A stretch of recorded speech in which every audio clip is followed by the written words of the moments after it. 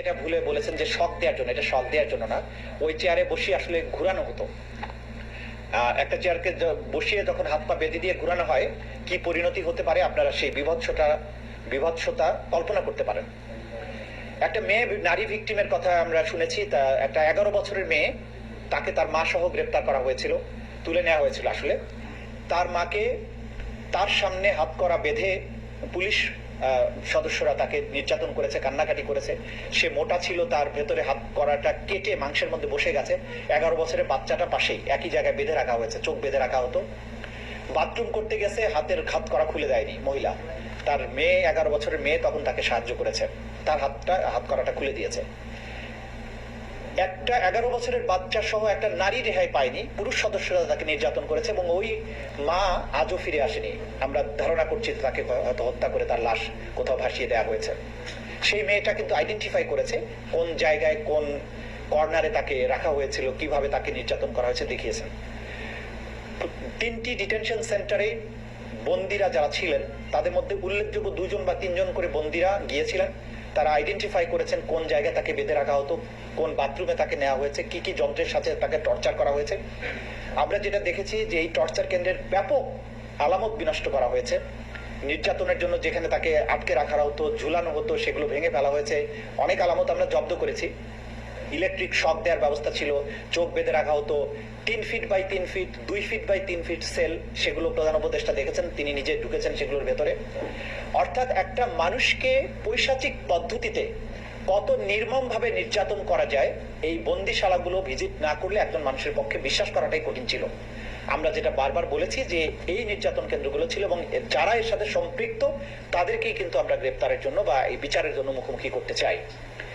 এই দুটো তথ্যের পাশাপাশি আমরা যেটা বলবো যে অনেক কর্নার থেকে নানান ধরনের আর্গুমেন্ট করার চেষ্টা করা হচ্ছে যে বিভিন্ন আইন শৃঙ্খলা রক্ষাকারী বাহিনী, নিরাপত্তা বাহিনীর বিচার কি তাদের নিজস্ব আইনে করা যায় কিনা।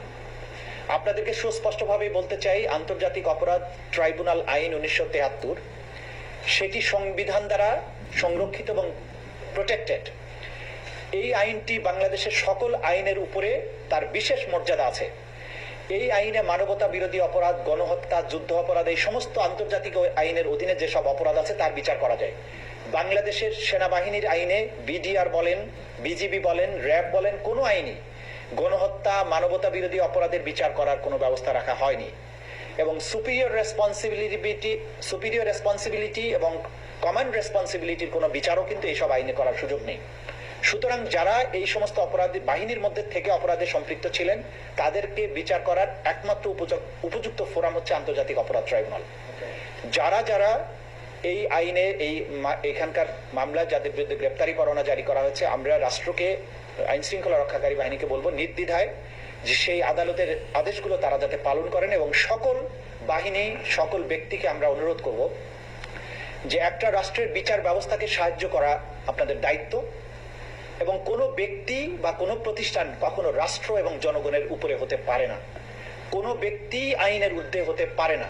জাতিসংঘ খুব ক্লিয়ারলি বলেছেন যে এই সমস্ত যারা ক্ষমতাসীন বিভিন্ন পদে অধিষ্ঠিত থেকে অপরাধ করেছেন তাদেরকে যাতে সাসপেন্ড করা হয়, আমরা এটার সাথে একমত।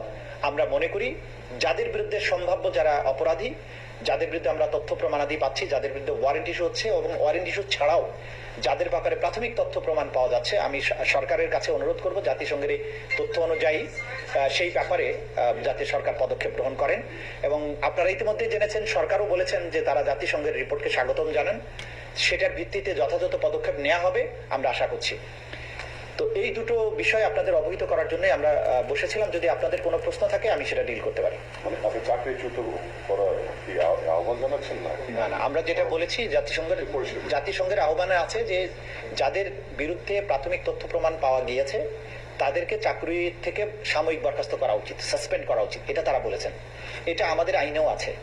আমরা মনে করি যে এই ব্যাপারে আইন অনুযায়ী যা করার কথা সেই পদক্ষেপ সরকারের গ্রহণ করা দরকার, বা সংশ্লিষ্ট যারা কর্তৃপক্ষ আছেন তাদের এই ব্যবস্থাগুলো গ্রহণ করা দরকার। জাতিসংঘের যে রিপোর্ট, সেখানে দুটি বিষয় আছে খুবই তাৎপর্যপূর্ণ। একটি শব্দ হলো পদ্ধতিগত নিপীড়ন, আর একটি হচ্ছে মানবতা বিরোধী অপরাধ। এই দুটি জিনিসই এই বিচারের সাথে কাজ করে। প্রত্যেকটি অভিযোগের ক্ষেত্রে কি আপনারা জাতিসংঘের এই জিনিসটি রিলেট করবেন কিনা? নিশ্চয়ই, আপনারা জানেন যে ওয়াইড স্প্রেড অ্যান্ড সিস্টেম্যাটিক এটা আমাদের আইনে আছে।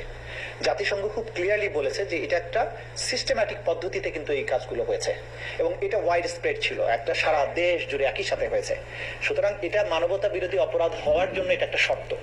জাতিসংঘ এটা ক্লিয়ারলি বলে দেওয়ার মাধ্যমে আমরা যে আন্তর্জাতিক অপরাধ ট্রাইব্যুনালের তদন্তটা করছি তার পক্ষেই আসলে একটা প্রমাণ তুলে ধরেছেন। এটা দলগতভাবে সিদ্ধান্ত নিয়ে সারা দেশে গণহত্যা